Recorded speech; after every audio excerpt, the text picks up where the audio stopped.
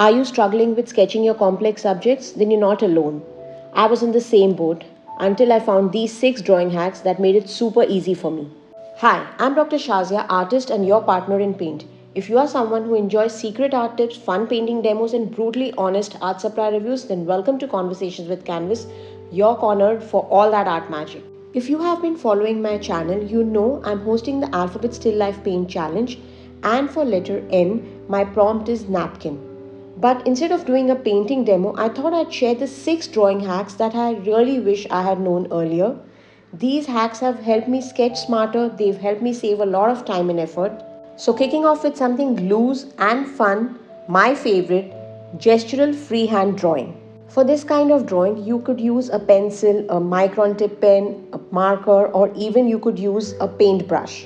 So let me tell you, gestural freehand drawing isn't about getting everything perfect. It's about capturing the energy and the movement of your subject, focusing on the main shapes and totally ignoring the details. I'm telling you, you'll be surprised how much you're going to be enjoying this once you stop overthinking. This approach I feel is great for warming up and also as a daily habit in your sketchbook, as it really helps to improve your drawing skills over time. Gestural drawing is actually my favorite way to sketch. It's loose, free, expressive, and so full of energy. Honestly, some of my favorite sketches have come from freehand drawings. They are totally imperfect but so full of character. Now, if you are someone who is a perfectionist and really hates this gestural freehand drawing, the next hack is perfect for you. It's the good old grid method and a total game changer for getting the proportions right. Now, all you need to do is draw a series of 1-inch squares, or you could take whatever measurements work for you on your reference image. Now, if you're working with a phone or a tablet, then there are some great grid overlay apps that you can use. I'll share the names in the description. Once you're done with drawing the grid on the reference, all you need to do is sketch out the same number of squares on your canvas or paper. And guess what? You can even make these bigger or smaller. Here I'm sketching out the squares, that is 1-inch squares similar to my reference. But suppose you want to double the size, all you need to do is draw 2-inch squares. The key point is just to remember to sketch the same number of squares on both your reference and your canvas. With the grid in place, now instead of focusing on the whole subject, all you need to do is draw one square at a time. This completely takes out the pressure of sketching and helps your drawing even stay in proportion, which is similar to your reference. Now, whenever I'm painting a very complex subject, or I'm painting a subject where the proportions are of utmost importance, or when I really have a very large canvas to paint, then I use this grid method, because the drawings with this method are always accurate and always in proportion. And let me tell you, this isn't some modern artist hack, okay? The grid method has been around for centuries. Leonardo da Vinci used it accurately to scale and transfer sketches. Only back then, strings or wooden frames were used to break down the subjects. So don't feel that you're cheating, because this one is time tested and smart, and it actually teaches you to train the brain to see things in pieces rather than the overwhelming whole. Now, what if you've nailed your sketch and it's perfect, but oh no, it's on your practice sheet and not on the canvas? It's time to bring in the good old office carbon paper to your rescue. Just tape it down and lightly trace over your drawing, and like magic, your design will appear on the canvas below. It's a total stress saver. This definitely takes the pressure off to create the perfect sketch and lets you focus on the painting part. But just don't get carried away and start using this as a replacement for practicing your drawing.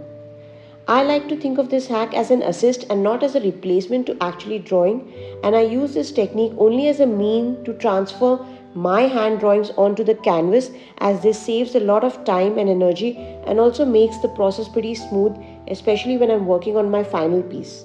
What if you don't have any graphite or carbon paper lying around? There's nothing to worry. Hack number 4 has got all that covered. Now, this is called reverse transfer. It's super easy, and all you need is either your hand drawing or a printout of your reference, a soft pencil like a 6B or 8B, or a soft pastel. Flip the sketch and shade the entire back of the paper with the soft pastel or the pencil. Now place the sketch face up, tape it, and trace over the lines with a pencil. The pressure transfers this outline onto the canvas. Now this is a slightly messier transfer, but it saves the trouble of redrawing everything from scratch. Again, remember, this is to be used as an assistant to your basic hand drawing transfer and not as a shortcut for learning how to draw. Also, this method has been based on a very old school technique which is called spolvero, which was used by artists like Michelangelo to transfer large drawings onto the walls. And it is not just restricted to the mural artists. Even architects, tailors, and embroidery artists use this technique to transfer their images and patterns. What if there are days when you look at your subject and you scream out loud, I just can't draw that. There is no way I can draw that. Enter the perfect tool, that is hack number 5, a light box or a sunlit window. This is a great tool for beginners. All you need to do is tape your reference on the surface of the light box or your window, tape your sheet of tracing paper, and just trace the outlines of the sketch.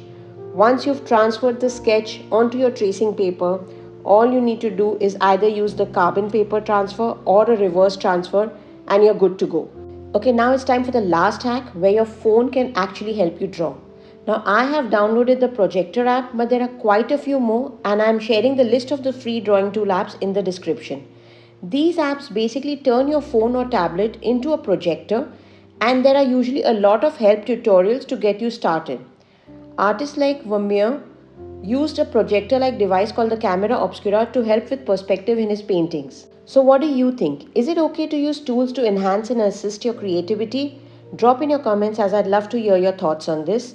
Stay tuned for letter O, as I have something interestingly planned for that. Until next time, take care, keep creating, and I'll see you soon for more art magic on Conversations with Canvas. Bye!